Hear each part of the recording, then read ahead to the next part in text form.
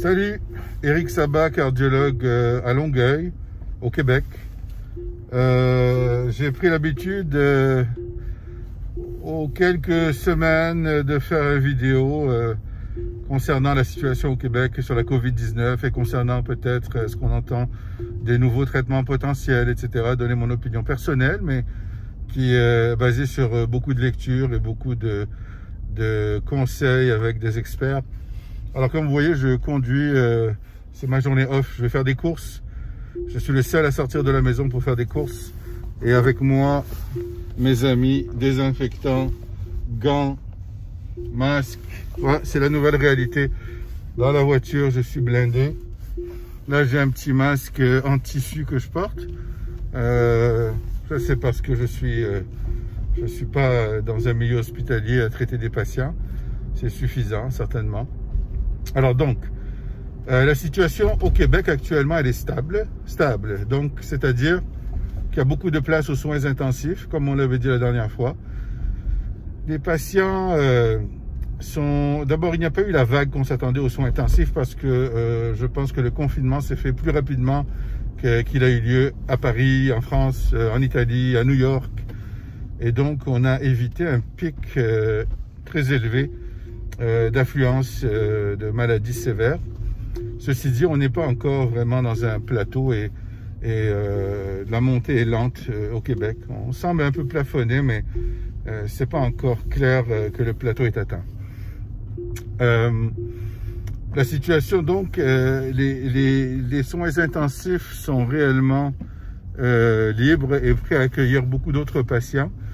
Et on se demande où sont les patients qui étaient là auparavant. Bien sûr, il n'y a pas de salle d'op, donc toutes les complications post-opératoires ne sont pas là, mais tous les infarctus, toutes les pneumonies qui ne sont pas Covid, tous les autres patients qui avaient besoin de soins intensifs, où sont-ils? Et puis, on constate qu'ils restent à la maison et qu'ils ont des problèmes de santé, qu'ils vivent à la maison, qu'ils font leur infarctus à la maison et qui nous arrivent en complications avancées. Donc, le message actuel qu'on tente de donner aux gens, c'est faites attention, il y a de la place, vous serez traité en venant à l'hôpital, c'est certain. Si vous venez avec une condition aiguë, ne sous-estimez pas votre infarctus, votre douleur suspecte, et en disant que vous avez peur de venir à l'hôpital, il faut absolument venir, on est prêt à vous traiter aux soins intensifs. Bon. Ceci dit, l'autre raison pour laquelle les soins intensifs sont plus vides qu'on s'attendait, c'est que, on a fait beaucoup de place, on a créé des nouveaux lits de soins en préparation, mais deuxièmement, on intube beaucoup moins les patients qui étaient atteints d'un Covid et qui avaient un manque de saturation d'oxygène. On est beaucoup plus patient avec des canules nasales aux étages. Donc les étages, effectivement, eux, se sont remplis de patients Covid. Et le problème, quand les étages se remplissent, c'est que même si on essaye d'attribuer tel et tel étage pour des Covid, il va y avoir de la contamination dans les hôpitaux, entre les étages. Et c'est ce qu'on voit dans quelques hôpitaux. Il y a des patients qui rentrent et qui ne sont pas Covid, qui sont hospitalisés pour des raisons X et qui malheureusement deviennent Covid par contamination. C'est très difficile d'éviter ça dans une pandémie. Il y a tellement de personnel qui va et qui vient pour traiter les patients. Il y a ensuite des dossiers qui circulent d'un personnel à l'autre. Au Québec, on a vécu le décès d'un jeune médecin de santé communautaire qui ne traitait pas les patients, mais dont l'investigation a démontré qu'il a contracté le virus par des documents papier qui étaient échangés entre médecins. Donc, c'est clair que dans un hôpital, il y a plein de ça. On a beau essayer de ne pas porter ses mains vers le visage, de toujours laver les mains, mais c'est rendu que les mains n'ont plus de peau. On se lave, on se désinfecte constamment dès qu'on touche un document, dès qu'on touche un patient, dès qu'on frôle une étagère. Alors, c'est rendu difficile de constamment se concentrer pour réaliser que la main ne doit plus faire partie du corps, ne doit plus monter vers la tête, qu'il ne faut plus plier les coudes. Mais en fait, il faut que ce soit ça. Il faut que ce soit ça parce que on ne porte pas des masques N95 à l'abri de tout.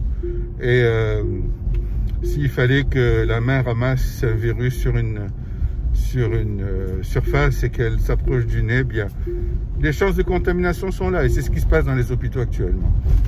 Alors, ceci dit, c'est tout de même beaucoup moins de chances de sortir d'un hôpital en attrapant le Covid que de ne pas venir du tout et de mourir d'un infarctus à la maison. Il ne faut pas devenir fou avec ça. Cette pandémie est faite pour qu'une certaine portion de la population va devoir passer à travers ce virus et la plus grande majorité va le passer haut la main. Mais tant qu'à le faire, autant le faire en milieu hospitalier où on est surveillé. C'est pas une raison pour ne pas venir si on a un autre problème de santé majeur. Alors ça, c'est le premier point que je voulais dire ce matin. Deuxièmement, en France, j'ai beaucoup de gens qui m'écrivent, la situation est critique. Effectivement, si on regarde le taux de mortalité par million de population, il est à peu près 4 fois plus élevé que celui du Québec. La raison n'est pas très claire, mais probablement qu'il y a eu retard dans la mise en place de confinement et puis peut-être même que le respect du confinement de la population n'est pas le même en France qu'au Québec. Alors ça reste à voir, mais la situation en France est certainement plus grave.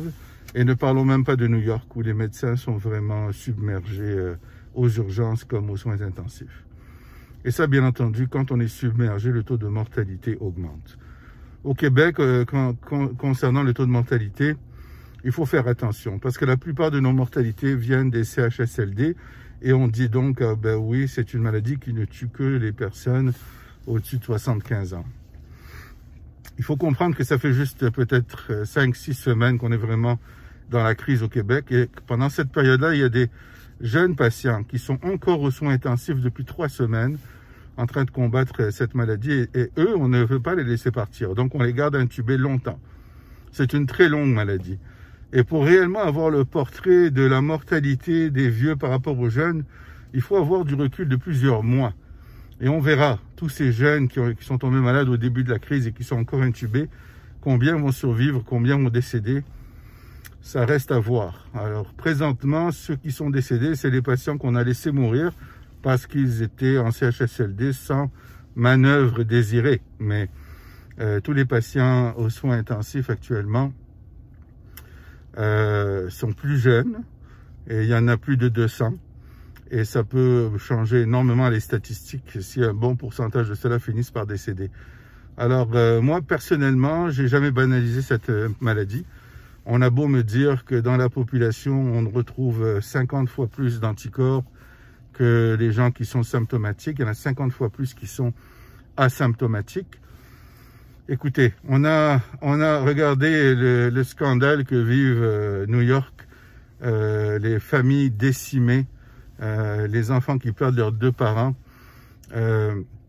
Et tout ça, si on fait un calcul, ils ont peut-être de déclarer, peut-être 1%, même pas, 0,5% à 1% de cas déclarés par rapport à la population globale. Et c'est même pas ça, c'est même pas 0,5% si on regarde le calcul. Donc, même si vous multipliez ça par 50 et que vous dites, bon, on a 20% de la population atteinte, en réalité, parce que la majorité sont asymptomatiques, bah, il en reste encore presque 50% à tomber malade avant d'avoir une immunité de groupe. Alors, imaginez le cauchemar vécu jusque-là.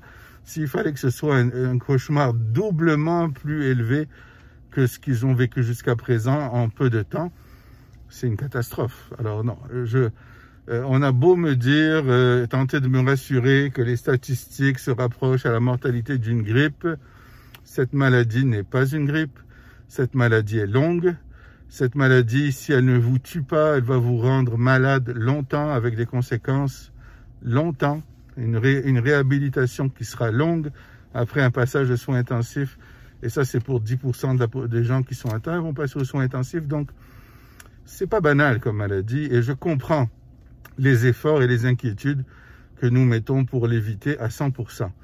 Moi, je suis ceux qui croient que de retourner aux écoles hâtivement, ça me fait très peur. Je pense que ça serait un péché de repartir à zéro et d'avoir une vague qui est très forte, alors que nous avons fait déjà un sacrifice de 6 semaines de notre vie, de réouvrir comme ça de manière rapide les écoles alors qu'on n'a même pas atteint le pic, serait pour moi une grande inquiétude, et vous pouvez être sûr que personnellement j'enverrai pas mes enfants à l'école du tout, d'autant plus qu'une de mes filles est immunosupprimée. Bref, alors ceci dit, c'est le portrait un peu là que je vous donne de la réalité. Maintenant, quels sont les espoirs? Ben, les espoirs sont là.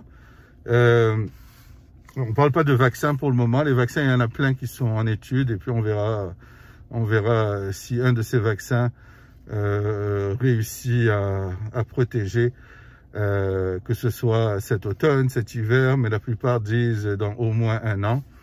Alors on a un long combat avec cette maladie. On s'attend à devoir combattre un deuxième cycle, mais si on ouvre la machine, le deuxième cycle va être beaucoup plus tôt que cet automne. Ce que je voulais vous dire, c'est qu'il y a des espoirs de traitement plus que de vaccins.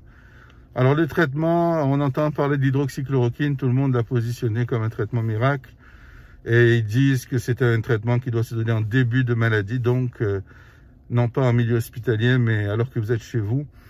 Écoutez, sincèrement, d'un point de vue purement médical et scientifique, on n'est pas rendu là du tout. On attend l'étude qui va donner ces résultats-là, mais je ne suis pas prêt du tout à avancer que la chloroquine est même efficace. Je n'ai aucune idée. On a donné ce médicament à des gens qui commencent leur maladie et donc qui ont près de 95% de chances de guérir d'eux-mêmes. Et on a prétendu que parce qu'il y en a 98% qui ont guéri, que oui, ça marche. Mais bon, vous comprenez qu'entre 95 et 98%, est-ce que vraiment il y a une différence là, ou est-ce que c'est du hasard, ou est-ce que c'est simplement que le nombre de patients était faible pour tirer cette conclusion? Bref, moi, la chloroquine donnée en début de traitement, pour le moment, je ne me prononce pas. Je souhaite, pour les Français et le docteur Raoult, qui ont émis cette affirmation, qu'ils aient raison pour ne pas paraître comme des fous. Et puis, on verra. Ceci dit, un autre traitement qui n'a pas été randomisé, donc qui n'a pas, disons, fait les étapes complètes d'une étude qui détermine que oui, on peut donner ce médicament, mais qui a l'air encourageant, c'est un antiviral, le Remdesivir. Donc c'est un antiviral qui se donne de façon intraveineuse, et là, ce sont chez les patients critiques, donc aux soins intensifs, qui sont très malades, et chez qui on s'attend qu'il y ait 30 à 50% de mortalité en général dans la situation où ils sont. Donc, on parle vraiment de gens qui n'ont pas 5% de mortalité, mais 30 à 50% de risque de mortalité. On en a pris environ 1 millier de ces patients-là, et on leur a perfusé le Remdesivir, et on a constaté que rapidement, la fièvre tombait et que l'amélioration clinique se faisait, et seulement 2% sont décédés. Alors, c'est assez remarquable comme évolution. Il reste que c'est encourageant, mais on attend encore l'étude finale qui va pouvoir comparer entre donner le traitement et ne pas donner le traitement. Mais si vous me demandez mon opinion, ce traitement-là, pour les gens les plus malades, est plus encourageant que l'hydroxychloroquine à date. Et si on est capable donc de traiter ces patients pour qui la cascade de cytokines, cette tempête de cytokines survient et qui sont brutalement hospitalisés après 10 jours, si on est capable de traiter cela de façon très efficace, tout d'un coup, notre niveau d'anxiété de cette maladie diminue énormément. C'est clair qu'il diminue énormément. Et là, réellement, ça devient une maladie qui va emporter des gens qui sont malades, âgés, et qu'on a laissé décéder parce qu'ils ont décidé de ne pas être réanimés. Et là, donc, ça, bien sûr, on peut vivre avec ça de façon épisodique. Alors, pour moi, c'est un élément majeur. On a hâte de voir si ce traitement s'avère efficace et réellement aussi prometteur qu'il le suggère. Finalement, peut-être un mot sur les rayons ultraviolets. Alors, juste pour résumer, Sur la Terre, là, on reçoit des rayons ultraviolets, des UVA, des UVB. Les UVA traversent profondément la peau. Les UVB traversent la peau au niveau de l'épiderme, du derme. Ce sont les UVB qui provoquent le bronzage et qui peuvent toucher l'ADN des cellules et provoquer les cancers. Et il y a également des rayons qu'on appelle UVC, qui eux ne se rendent jamais sur Terre, ils sont bloqués dans la stratosphère. Mais ces UVC sont reproduits par des lumières, des ampoules que nous pouvons acheter. Et des études ont clairement démontré que après une demi-heure d'exposition à un UVC, beaucoup de bactéries et de virus ont une destruction de leur ARN ou de leur ADN et deviennent inertes, inefficaces. Alors, on voit que des gens s'équipent de ces lumières, disons, dans le garage ou dans leur entrée où ils vont déposer certains vêtements pendant une demi-heure, 40 minutes, en prétendant que peut-être c'est quelque chose à faire pour désinfecter, si on veut, du virus.